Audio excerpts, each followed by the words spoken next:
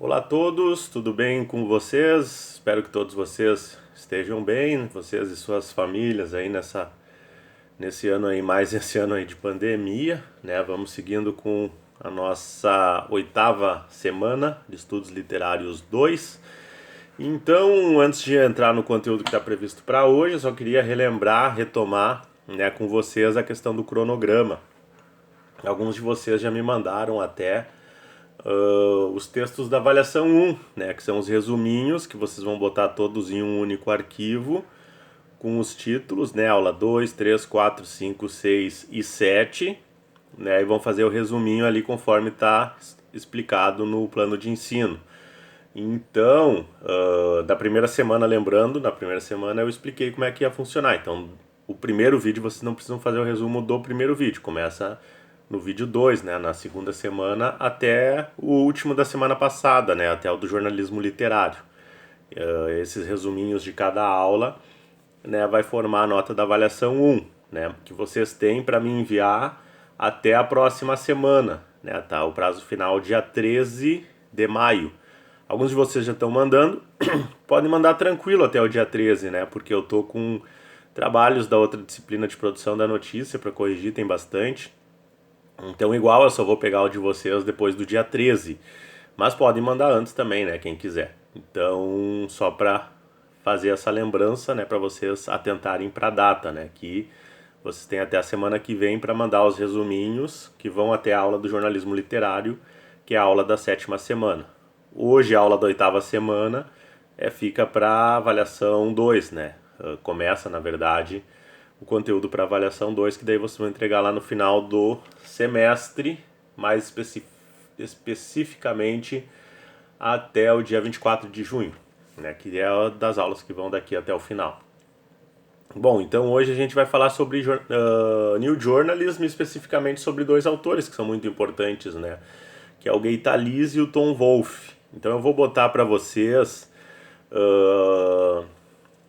dois vídeos além desse, né? Um vídeo é uma matéria de 10 minutos da Globo News quando o Tom Wolfe faleceu, né? Então eles contam um pouco do resumo da trajetória do Tom Wolfe, né? Então é interessante, é bem legal, é um material muito bom, acho que vocês vão gostar, vale a pena ver. E o segundo aí sim é um conteúdo mais extenso, né? Uma entrevista que o Gay Talese deu ao programa Roda Viva da Cultura em 2009, em que também é naquele formato do Roda Viva de quem já assistiu, né? Cada início de bloco eles têm uma matériazinha também que conta um pouco da trajetória do Talese. Só que é um privilégio, assim, eu acho, ter esse material, porque é legendado. A entrevista é em inglês, mas todo ele legendado, porque, como eu falei pra vocês, eu assisti uma palestra dele em 2013, lá por outubro, se eu não me engano. Ele palestrou na Universidade de Nova York, onde eu estava fazendo meu estágio doutoral. Eu assisti, né, essa palestra dele e muito das coisas que ele falou nessa palestra, ele fala nessa entrevista de 2009, né? Então é um material rico, né? Um material importante para vocês tanto entenderem o New Journalism, quanto para vocês entenderem o que é jornalismo literário dentro disso que a gente está vendo, quanto também para aprenderem mais sobre história, né, do jornalismo e também para quem pretende, né, praticar esse tipo de jornalismo, esse texto mais humanizado, mais literário. Então é uma aula, né? Ele dá ali aquela entrevista que até dura mais tempo do que a palestra, né? A palestra foi mais ou menos uns 50 minutos. E ele conta, né, muitas das histórias que ele contou na palestra, ele conta nessa entrevista, né, de 2009. Então, eu vou botar esses dois materiais e vou botar mais um texto do Tom Wolfe, que como a gente vai ver, ele foi um dos que abraçou a causa, né, o nome do New Journalism, que é um texto que está nesse livro aqui do Radical Chic, o Novo Jornalismo, que é uma coletânea de textos dele, mas nesse texto A Tomada do Poder ele fala sobre ele dá um conceito, né, do que foi o New Journalism, ele conta, né, como foi, como aconteceu, cita outros autores, enfim, é um texto, é umas 20 páginas, né, então desse livro, é um dos capítulos desse livro. Eu vou postar para vocês e também é um texto bom, porque aí vocês ficam também com a leitura, vocês já estão lendo o texto do Frank Sinatra Has a Cold do Talese, aí vocês vão vão ter ao longo da disciplina ter lido uma grande reportagem do Talise, vão ter lido também esse texto do Wolff, né? E depois, quando a gente chegar no Gonzo, no Hunter Thompson, também eu vou postar um texto para vocês. Então é importante aquilo que a gente sempre fala, que às vezes não adianta vocês assistirem eu falando aqui bastante, eu passar teóricos que falaram sobre esses autores, se vocês vão ler um monte de gente que falou sobre eles e não vão ler eles, né? Então, para entender mesmo, para saber, é fundamental ler os autores, né? Claro que a gente que faz a parte da pesquisa, etc., a gente está estudando esse material, né? Então é interessante, mas só acompanhar o estudo sem acompanhar o objeto é meio, né, ficar só com uma perspectiva de segunda mão, eu diria até, né? Vocês têm as condições de vocês mesmos lerem e interpretarem também o material que eles publicaram, né? E no geral, assim, claro, não dá para dizer 100%, mas boa parte desses materiais aí são clássicos do jornalismo literário, porque são de excelente qualidade, né? São histórias boas, uma linguagem boa, algumas têm humor, enfim. Então, e também vou postar os slides, então, do que eu, né, tenho aqui sobre esse resuminho que a gente vai falar agora. Um ponto importante, enfim, vários autores trabalham, né, New Journalism, e vários deles destacam, então, o Marcelo Bulhões, que é um dos autores que a gente viu até lá do jornalismo literário, que recupera bastante a história do New Journalism. Ele chama atenção para esse ponto que é fundamental que vocês entendam, e principalmente se vocês vão escrever TCC, o artigo que vão falar do New Journalism, que é de não classificar o New Journalism como um movimento, né, mas sim como um estilo de texto, de reportagem, que foi adotado, que foi utilizado, né, porque o movimento ele vai se caracterizar como um grupo de determinadas, né, porque o movimento não necessariamente vai ser de literatura, de jornalismo, pode ser de música, enfim, mas no movimento vai se ter, esse grupo vai se assumir e vai se encontrar, vai conversar os membros vão conversar entre eles, né? Então até o Bulhões cita, e enfim, eu também já pesquisei sobre o movimento Beat, que aí sim, né, tinha o grupo de Nova York, o grupo de São Francisco, que eram os dois principais, que se reuniam em bares, faziam leituras de poesia, discutiam literatura, discutiam o que estava rolando no mundo, mas aí sim era um movimento, né, um movimento Beat. Até tem um livro dessa coleçãozinha da LPM que é bem explicativo e conta bem certinho a história do movimento Beat, né? Se não me engano, o nome do livro é Movimento Beat, alguma coisa assim. Mas tem Beat no título, se vocês pesquisarem aí no site da LPM vocês encontram fácil. Que explica isso. Claro que aqui a gente não está focando no movimento Beat, então é só para diferenciar, porque no New Journalism, até o Tom Wolfe vai falar disso no texto dele, os autores eles começam a ler o outro e tal, mas eles não se reúnem, né? Eles não vão se encontrar para discutir. Eles vão cada um no seu jornal, adotando um estilo mais literário, né? Então o New Journalism, que é chamado de New Journalism, ele foi um estilo, mas é muito comum vocês ouvirem às vezes até em eventos, etc, alguém apresentando um trabalho e falando o movimento do New Journalism, né? Mas conceitualmente está equivocado, né? Então é mais correto vocês falarem o estilo New Journalism, né? Então, em 1973, por exemplo, o Tom Wolfe ele publicou, e aí que o Tom Wolfe vai ser um dos nomes principais do New Journalism, porque ele publicou um manifesto, né, assumindo essa nomenclatura do New Journalism. Ele, como vocês vão ler no texto da Tomada do Poder, ele dá essas pinceladas dos autores, dá alguns conceitos, mas mais no estilo mais literário, etc, conta historinhas. Então ele é o cara que abraçou o troço, né? Ele é o cara que disse, não, a gente está fazendo o New Journalism. E enquanto que o Capote, por exemplo, não queria, tá, né? Então essa é outra diferença em relação ao Beat, né? O Truman Capote ele não queria, ele dizia que que ele tinha feito literatura, né? Literatura de não ficção, né? Como a gente vai ver na semana que vem, que a gente vai falar do livro dele, do A Sangue Frio, que acabou se tornando a Bíblia, né? Do New Journalism, assim, o principal livro do New Journalism. Mas o Truman Capote, que era o autor, ele não queria. E o Hunter Thompson, ele vai falar também nas cartas dele, aí eu vou colocar lá no meu livro do jornalismo gonzo, da Insular. Ele, de certa forma, ele diz que ele queria fazer algo diferente dos caras do New Journalism. Então, ele queria ir além, assim, ele queria fazer um troço literário, mas diferente, e que foi, de certa forma, o que ele fez. Então, mas ele também está incluído, né, nos autores do New Journalism, né, ele também tá, o Gonzo tá dentro, de certa forma, do New Journalism, né. Então, são autores que esses talvez sejam os principais, que a gente mais vai ouvir falar quando a gente falar de New Journalism. Aí tem outros que são pré-New Journalism, mas que já faziam, né, com dois autores que o professor Boynton trabalha muito lá na pós em jornalismo literário da Universidade de Nova York. É o Joseph Mitchell, que é anterior, né, ele tem um livro, acho que traduzido para o português, que é O Segredo do Professor Gaivota, acho que está traduzido assim. Eu li no. Tem a obra dele completa aqui em inglês, e esse texto é um dos que está dentro, né? Mas esse em português que eu sei tem essa publicação do Joseph Mitchell, mas ele é anterior, ele é anos 40, 50 principalmente, né?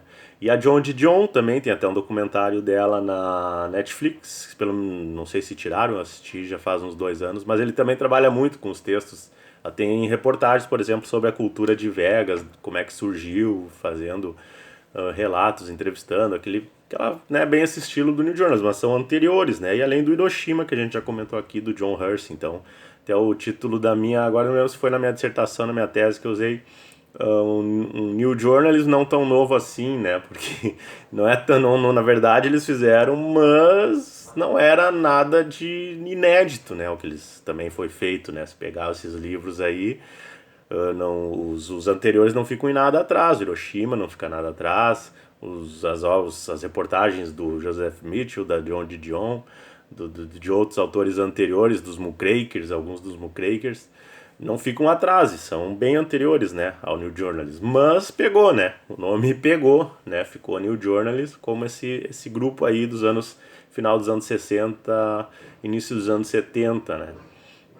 Claro que aí tem pesquisa dizendo por quê, né? Claro, uh, eles acabaram utilizando isso de uma maneira bastante marcante, né? Não foi algo tão esporádico como às vezes era em outras situações. Mas até no Brasil, se a gente pegar a Realidade, Cruzeiro, revistas lá dos anos 30, 40, 50, era um estilo de jornalismo que ele era feito, mas como teve aquela ascensão do conceito de objetividade, de notícia, de texto informativo, né? Aquilo ali veio e estava tomando conta, então meio que por isso que fez tanto sucesso, assim, porque o pessoal do New Journalism disse, opa, vamos voltar a humanizar o troço sem ser tão frio assim para contar histórias, né, narrativas de pessoas que envolvem pessoas, etc.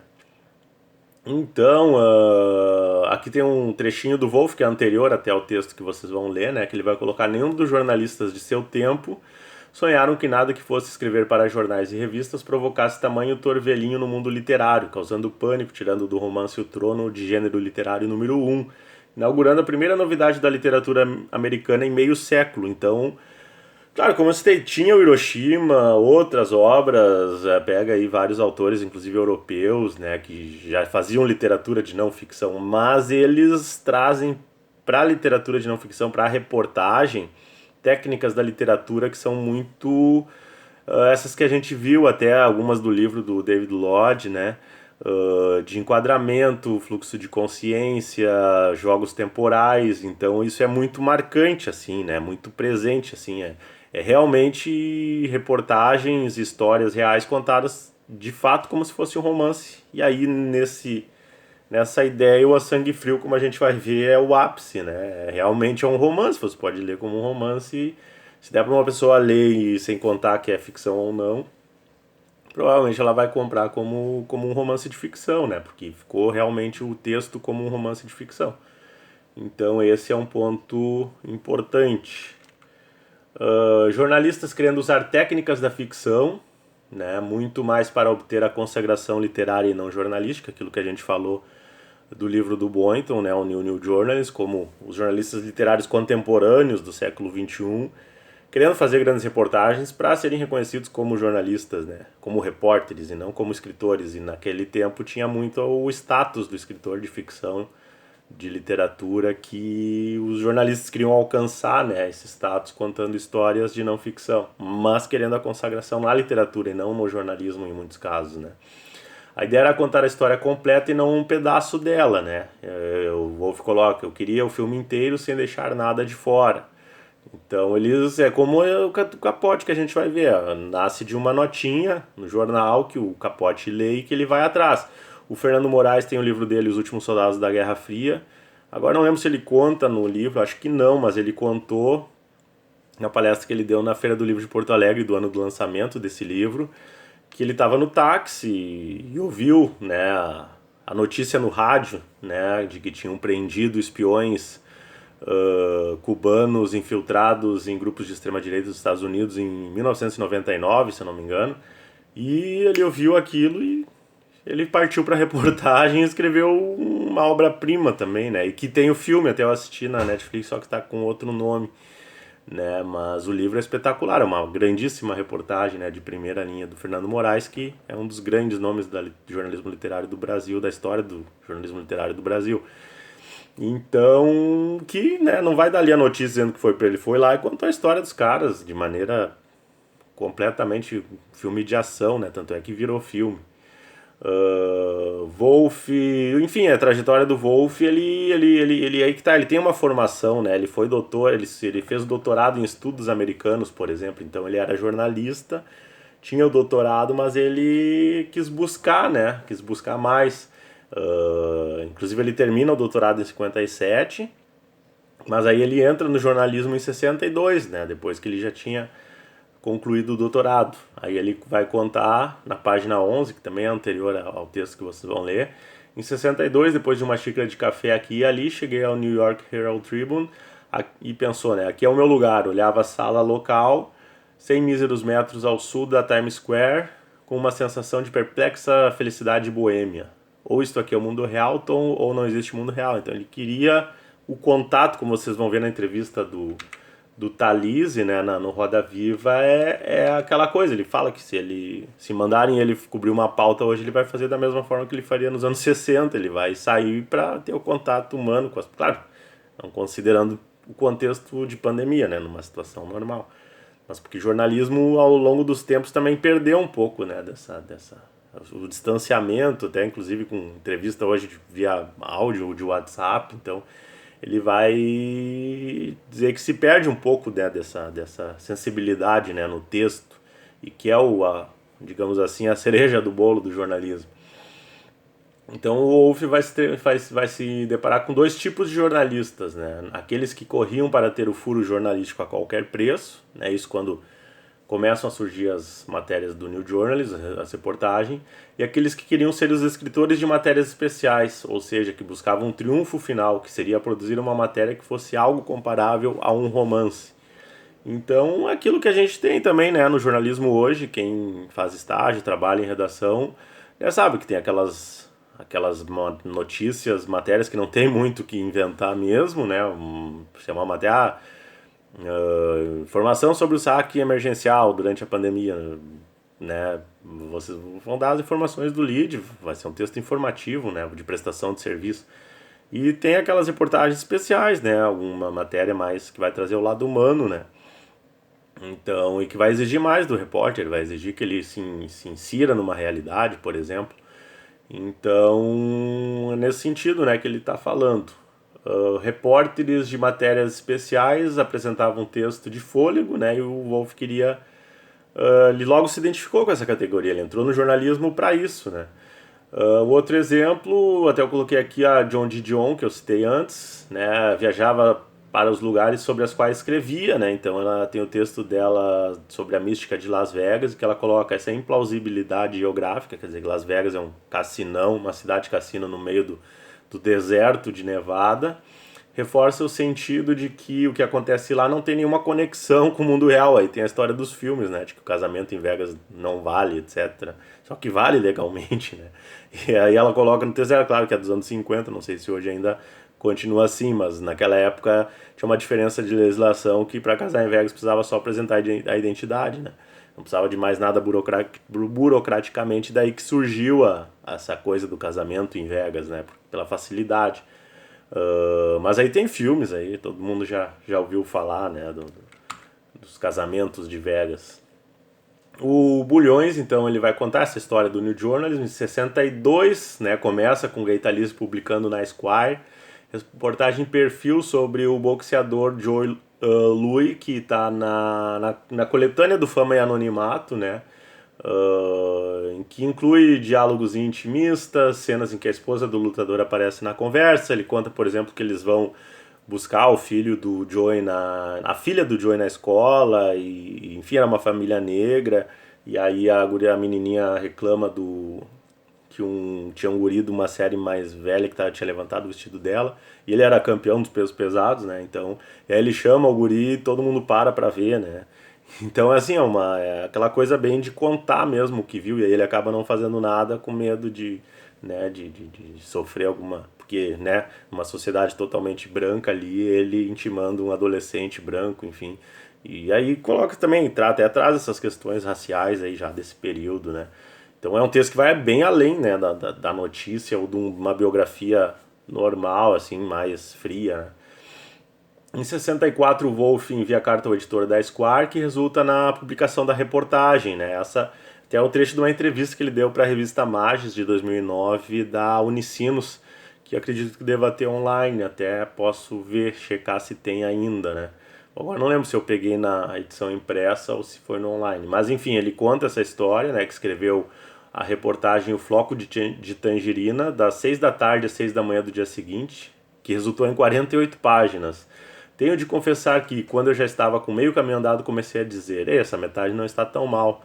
Então me surpreendi quando o editor, Brian Dobell, me acordou naquela tarde com um telefonema me informando que eles tinham a intenção de cortar apenas o caro Brian das minhas anotações e publicá-las da forma como estava, né? Aquela história tinha vantagem do tom solto e confuso que vem naturalmente quando você está escrevendo uma carta para uma pessoa.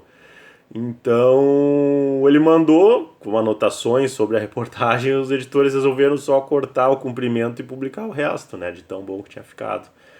Justamente por esse tom mais literário, mais informal.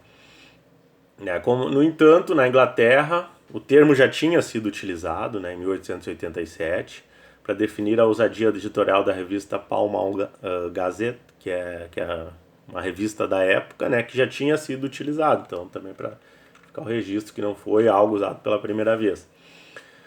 Como foi falado, então, os jornalistas começam a usar as técnicas literárias, como diálogos, fluxo de consciência, então travessões, aspas, no formato de diálogo, então algo que não é usado na reportagem, né, tradicional. Surge então a nomenclatura em 65, né? Green me conta que ouviu essa expressão ser usada pela primeira vez em 65, quando o editor da Nugget, Pete Hamill, o chamou para dizer que queria um artigo chamado Novo Jornalismo, sobre pessoas como Breslin e Gaitaliz. Foi no final de 66 que se começou a ouvir as pessoas falar, né, em New Journalism. Esse é um trecho do texto que vocês vão ler, né, que ele conta como que se ouviu, como que começou, né, quando começou a se ouvir falar New Journals. Nesse período são produzidos, por exemplo, a Sangue Frio, de 66, e o Hells Angels, que a gente vai ver quando a gente for falar do Gonzo, que é o primeiro livro do Hunter Thompson. E esse primeiro livro ele tem essas características do New Journalism. Ele ainda não é um texto Gonzo, ele é um texto nesse formato de grande reportagem literária, né? Ele ainda não tem os outros pontos, as outras características que a gente vai ver do jornalismo Gonzo, né, que é de 67. Então, por isso que o Hunter Thompson também fica dentro do New Journalism, porque o Hells Angels é uma obra que se classifica aí, que ele ficou um ano andando com a gangue de motociclistas Hells Angels, tem o livro publicado na LPM, vale muito a pena também. Então ele, assim, uma análise literária, jornalística, sociológica, assim, né? Porque tinha o estereótipo dos Hells Angels, ele vai contar que, na verdade, eram trabalhadores comuns que trabalhavam durante a semana de mecânico, geralmente algo relacionado até a carros e motos, enfim. Ou não também, né? O sujeito era vendedor durante a semana e nos finais de semana eles gostavam de andar de moto, se reunir nos lugares para beber, usar drogas e fazer sexo praticamente. Claro que aí tinha o código deles mesmo, enfim, aí tem uma infinidade de pontos que eu não vou entrar, né? Mas o livro é muito bom, a narrativa também é muito boa e no final tem um final muito muito reflexivo, né? Inclusive muito adaptável à contemporaneidade, que o Hunter Thompson no fim ele não vou contar, não vou dar spoiler assim, bem spoiler, é só o geral. Até aproveitando o filme do Set de Chicago, para quem assistiu. Então, o Hunter Thompson ele tá naquele episódio que aparece no filme do Set de Chicago, do confronto da polícia com os manifestantes, e aí ele se decepciona completamente com os Hells Angels, porque os Hells Angels ficam do lado da polícia, né? E é algo totalmente contraditório, né? Como um sujeito que gosta de rock contra a cultura apoiar alguém ultraconservador contra as drogas e as bebidas. Então ele ficou assim. Então no fim ele conclui mais ou menos que ele dá o perfil do sujeito que aí dá para se usar para definir o sujeito contemporâneo, que é contraditório, né? Que tem teoricamente teria que ter uma filosofia de vida que na verdade é meio de fachada, que no fundo acaba sendo meio conservador, assim, no sentido tradicional do termo. Enfim, então outras características, texto normalmente... antes os textos tinham normalmente 1.500 palavras, né? E aí eles começam a publicar textos de mais de 3.000 palavras, às vezes mais de 6.000 mesmo. Ocupam às vezes a edição inteira, como foi o caso do Hiroshima, que é anterior, mas também como foi o caso do Medellín em Las Vegas, na Rolling Stone. Outra técnica, começar a história deixando o leitor, através do narrador, falar com os personagens, né, incitando uma interação. E também era um texto que buscava tirar o leitor da sua zona de conforto. Essa técnica é utilizada por muitos autores, aparecendo de forma bastante forte, né, como a gente vai ver na obra do Thompson, por exemplo, que é de tirar de tirar completamente o leitor de uma zona de conforto.